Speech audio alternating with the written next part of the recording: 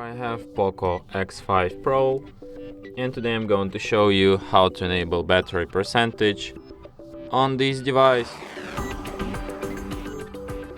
So to do this, firstly you have to open Settings, then you have to go to the Notification and Control Center, then go to the status bar, and here you have battery indicator.